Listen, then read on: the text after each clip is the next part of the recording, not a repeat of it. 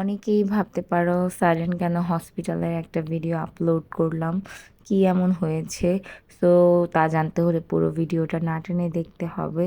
আসসালামু আলাইকুম, welcome to my new blog. আমি সাদিয়া সরকার মায়া, তোমাদেরকে ওয়েলকাম করছি আমার নতুন একটা ভিডিওতে।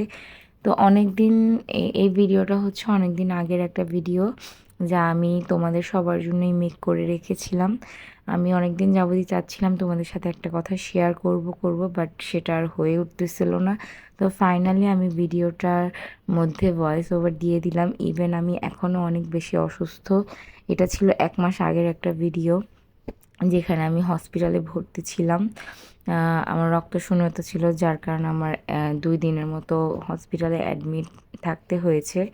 তো ওই ফাঁকেই আমি কিছু ছোট্ট ক্লিপ নিয়ে তোমাদের জন্য একটা ভিডিও মেক করি। তো এটা হচ্ছে 8 দিন হসপিটাল, যেখানে আমি ভর্তি ছিলাম আর যেখানে আমার ট্রিটমেন্ট চলেছিল। তো আমি একটু একটু ঘুরে ঘুরে পুরোটা দেখতেছিলাম, যদিও আমি রুগী ছিলাম, কিন্তু রোগীর মতো বিহেভিয়ার আমার মোটেও ছিল না। এখন আসি মেন পয়েন্টে।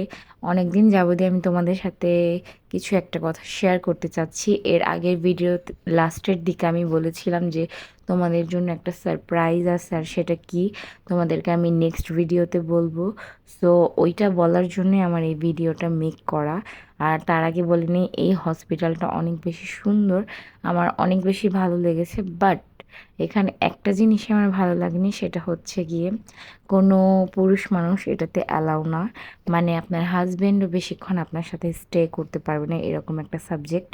তার জন্য আমার এটা ভালো লাগেনি। আর এটা হচ্ছে গিয়ে নিচে গ্লসারি একটা শপ, যেখানে বাচ্চাদের এত সুন্দর সুন্দর জিনিস ছিল, যা দেখে আমার এত বেশি কিউট লাগছে। আমি আর কি সব ঘেটে ঘেটে দেখতেছিলাম। তো আমি আর আন্টি ছিল আমার সাথে, ভাই বোন আমি একা ছিলাম। তো সেদিন আমার রক্ত ভরেনি, তার জন্য আমি ঘুরে ঘুরে সব দেখতেছিলাম। তো এত সুন্দর সুন্দর আইটেম ছিল আর রিজনেবল প্রাইসই ছিল, আমার কাছে তো খুব ভালো লাগতেছিল।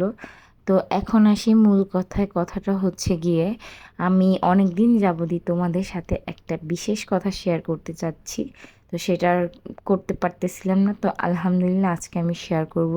সেটা হয়েছে গিয়ে আল্লাহর রহমতে আমি দ্বিতীয়বারের মতো আবারও মা হতে চলেছি, আলহামদুলিল্লাহ।